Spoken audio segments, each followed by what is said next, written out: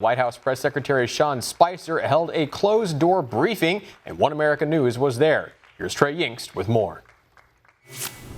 That's right. I want to start with some breaking news out of the White House this afternoon. Press Secretary Sean Spicer allowing a group of 10 to 15 journalists into his office to discuss a major story that was released this week by the New York Times, claiming that the Trump administration reached out to the FBI in order to get them to release a statement saying that the stories about the Trump administration contacting Russia during the campaign were false. Press Secretary Sean Spicer had some very strong words for the media today in his office. I want to read a few of these quotes to you. He said, "You can't disprove something that does not exist." He also said the administration has nothing to hide. He also said, "I find a lot of this offensive." So clearly the administration pushing back against a number of these stories that were released by CNN and the New York Times, saying that there was communication between the administration and the FBI. Now, I want to take you through a little bit of a timeline about what happened here. Press Secretary Sean Spicer telling members of the media in his office that the day this story was released, the deputy director of the FBI was here at the White House meeting with the chief of staff, Reince Priebus. Now, during that meeting, apparently, according to the White House, the deputy director of the FBI said to Chief of Staff Reince Priebus, "This story is fake. What the New York Times put out was false."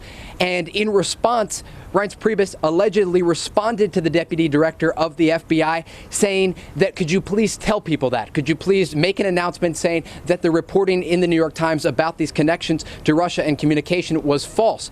Ultimately, the reports that have come out since that meeting occurred have said that the Trump administration reached out to the FBI, the administration saying that the FBI reached out to the Trump administration, and they simply responded with, "Could you please let the American people know that this information was false?" So a lot of back and forth between members of the media and the Trump administration today. It was a bit of a tense moment there in Press Secretary Sean Spicer's office. Now, he was joined by some senior staff members. Hope Hicks was in the room. Also, Deputy Press Secretaries Sarah Saunders and Lindsay Walters were in the room, and a number of press assistants. Now, I want to read you one more quote that the president said earlier today at CPAC, saying that we are going to do something about it. Now, during this press gaggle, I asked Press Secretary Sean Spicer, what does the president intend to do about these reports by the media that the administration is claiming are false? He said, "We will continue to push back against these fake reports." He does not intend to withdraw any credentials from these organizations that they are claiming are reporting fake stories,